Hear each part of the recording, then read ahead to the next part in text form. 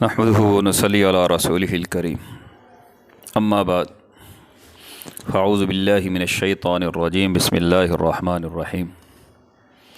محترم بھائیو، دوستو، بزرگو، آج کا میرا جو مضمون ہے وہ یہ ہے کہ آپ صلی اللہ علیہ وسلم کی عمر کا تقریباً 35واں سال تھا۔ اس سال میں بڑا عجیب ایک واقعہ پیش آیا۔ بیت اللہ کو گرا کے بیت اللہ کی نئی تعمیر کرنا، اس میں آپ صلی اللہ علیہ وسلم نے ایک بہت زبردست کارنامہ انجام دیا جو پوری امت کے لیے، جیسے آپ صلی اللہ علیہ وسلم کے باقی اعمال نور ہدایت ہیں، اس طرح یہ عمل بھی آپ صلی اللہ علیہ وسلم کا امت کے لیے بہت بڑا سبق ہے۔ آپ کی عمر کی 35 سال تھی، یا 35واں سال تقریباً شروع تھا، تو قریش نے ارادہ کر لیا کہ نئے سرے سے بیت اللہ کی تعمیر شروع کی جائے۔ اس کی وجہ یہ تھی کہ کعبہ صرف قد سے کچھ اونچی دیواریں تھیں، 4 دیواریں تھیں اور اتنی زیادہ اونچی نہیں تھی۔ حضرت اسماعیل علیہ السلام کے زمانے سے ہی اس کی بلندی تقریباً 9 ہاتھ تھی، اور چھت بھی نہیں تھی۔ وہ کیفیت یہ تھی اس کی کہ لوگ اپنا سامان، سونا چاندی کو زیور اس کے اندر رکھ دیتے تھے، اس میں محفوظ رہیں گی، لیکن چوروں نے وہاں بھی نہ چھوڑا، اللہ کے گھر سے وہ خزانہ سامان اٹھا کے لے گئے۔ تو ویسے بھی اس کی جو حالت تھی بہت کمزور ہو چکی تھی، خستہ ہو چکی تھی، اور اسی سال وہاں پہ کوئی سیلاب کی شکل بھی بن گئی، اس کا بہاؤ بیت اللہ کی طرف تھا۔ تو اس کے نتیجے میں خانہ کعبہ کو کسی بھی وقت وہ کوئی گرنے کا خطرہ تھا، وہ گر جاتا، تو سب نے مشورہ کر کے کہ اب اس کو گرا کے اس کی جگہ نئی تعمیر کی جائے۔ لہذا نئی تعمیر کے لیے اس کو گرانا تو ضروری تھا، اور اس میں سب سے پہلے جو شرط رکھی، بڑی زبردست شرط رکھی، ایسے اصول بنائے جو آج تقریباً ہمارے اندر وہ اصول نہیں پائے جاتے۔ کیا شرط تھی؟ کہ اللہ کا گھر تعمیر کرنا ہے، بیت اللہ کو تعمیر کرنا ہے، لیکن اس کے اندر حرام مال نہ ہو، حرام مال اس کے اندر شامل نہ ہو۔ اس وقت رنڈی بازی کی اجرت لوگوں کے پاس تھی، سود کا پیسہ تھا، کسی کا ناحق لیا ہوا مال تھا، جو ان کے کاروبار تھے غلط قسم کے۔ تو انہوں نے مشورہ کیا کہ اس طرح کا سامان، اس طرح کا مال جو ہے ہم لوگ بیت اللہ میں نہیں استعمال کریں گے۔ ٹھیک ہو گیا، مشورہ ہو گیا۔ اب انہوں نے اس کی نئی تعمیر کرنا شروع کر دی، لیکن اب اس کو جب گرانے لگے، اب کسی کے اندر ہمت نہ پڑے کہ اس کو گرائے گا کون، کیونکہ جو گرائے گا خدا نہ خواستہ اس پر اللہ کی طرف سے کوئی مصیبت نہ آ جائے، تو کوئی آگے ہمت نہ پکڑے۔ خیر، پھر ایک آدمی ولید بن مغیرہ مخزومی نے اس کی ابتدا کی۔ جب انہوں نے دیوار گرانا شروع کی تو لوگوں نے دیکھا کہ اس پہ تو کوئی مصیبت نہیں ٹوٹی، تو لہٰذا انہوں نے سب نے مل کر اس کو گرانا شروع کر دیا۔ جب گرا دیا تو پھر اب تعمیر کے لیے الگ الگ قبیلے کا حصہ مقرر کر دیا، ہر قبیلہ علیحدہ علیحدہ پتھر کے ڈھیر لگائے، تعمیر شروع ہوئی۔ ایک باقوم نامی ایک رومی مستری تھا، جب عمارت حجر اسود تک پہنچی، جہاں پر حجر اسود لگا ہوا ہے، تو وہاں پہ اب جھگڑا ہو گیا۔ وہ مستری نے کہا کہ ابھی حجر اسود رکھے کون رکھے، بابرکت چیز ہے، بابرکت پتھر ہے۔ ایک قبیلے والوں نے کہا ہم رکھیں گے، دوسرے قبیلے والوں نے کہا ہم رکھیں گے۔ تو اس پر 4-5 دن جھگڑا جاری رہا۔ تو جھگڑا اتنا شدت اختیار کر گیا، خطرہ پڑ گیا کہ کہیں خون خرابہ نہ ہو جائے۔ پھر انہوں نے اس میں مشورہ کیا۔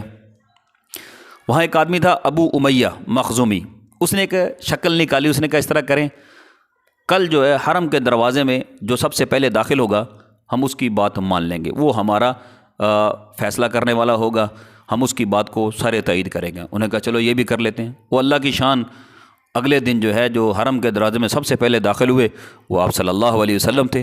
جیسے ہی لوگوں نے آپ علیہ السلام کو دیکھا تو ایک دم سے چیخ اٹھے، ھذا الامین، ھذا الامین، ھذا محمد، یہ امین ہے، ہم اس پہ راضی ہیں، یہ تو محمد ہیں۔ جب آپ صلی اللہ علیہ وسلم کے قریب پہنچے تو انہوں نے آپ صلی اللہ علیہ وسلم کو ساری تفصیل بتائی، تو آپ نے فرمایا ٹھیک ہو گیا، قربان جاؤں، اللہ نے کیسی آپ کو فراست دی تھی، آخر نبی تھے۔ تو انہوں نے ایک چادر لی، اور چادر لے کے پتھر کو چادر کے درمیان میں رکھا۔ جو 4 قبیلے وہاں موجود تھے، چاروں قبیلوں کے سرداروں سے کہا چادر کا ایک ایک کونا پکڑیں۔ ایک ایک کونا پکڑ لیا انہوں نے۔ اور کہا اب اوپر اٹھائیں۔ اب انہوں نے اوپر اٹھا لیا تو آپ علیہ الصلوۃ والسلام نے حجر اسود کو اٹھایا، اپنے دست مبارک سے اس کی مقررہ جگہ پر اس کو لگا دیا۔ تو سارے لوگ آپ صلی اللہ علیہ وسلم کے اور یہ فیصلے کے اوپر بہت خوش ہو گئے، ساری قوم راضی ہو گئی، بڑا معقول سا فیصلہ تھا۔ تو اچھا، اللہ کی شان، یہ فیصلہ ہو گیا۔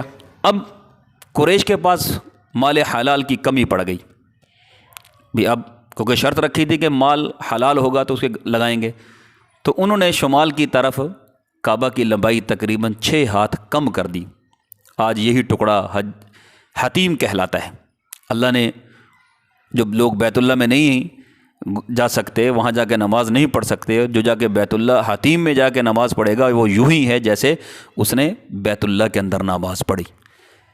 تو اب ایک تو وہ جگہ بچ گئی، انہوں نے تعمیر تھوڑی سی کم کر دی، اور دوسرا قریش نے کعبہ کا دروازہ تھوڑا سا بلند کر دیا تاکہ اس میں وہی شخص داخل ہو سکے جس کو اجازت ہو۔ جب دیواریں 15 ہاتھ بلند ہو گئی، اندر 6 ستون کھڑے کر دیے، اوپر سے چھت ڈال دی گئی، کعبہ اپنی تکمیل کے قریب چکور شکل کا ہو گیا۔ اب کعبہ کی بلندی 15 میٹر ہے۔ حجر اسود والی دیوار اور اس کے سامنے کی دیوار یعنی جنوبی اور شمالی دیواریں 10-10 میٹر ہیں۔ حجر اسود مطاف کی زمین سے تقریباً 1.5 میٹر کی بلندی پر ہے۔ دروازے والی دیوار اور اس کے سامنے والی دیوار یعنی پورب اور پچھم کی دیواریں یہ 12-12 میٹر ہیں۔ دروازہ زمین سے 2 میٹر بلند ہے۔ دیوار کے گرد نیچے چاروں طرف ایک بڑے ہوئے کرسی نما ضلع سے بنائے ہوئے ہیں۔ جن بھائیوں نے بیت اللہ دیکھا ہے، بیت اللہ کے قریب گئے ہیں، انہوں نے دیکھا ہوگا کہ سائڈوں پہ جو ہے نا ضلع نما تھوڑی تھوڑی دیواریں باہر کو نکلی ہوئی، جن کی اوسطاً اونچائی تقریباً 25 سینٹی میٹر ہے اور اوسطاً چوڑائی تقریباً 30 سینٹی میٹر ہے۔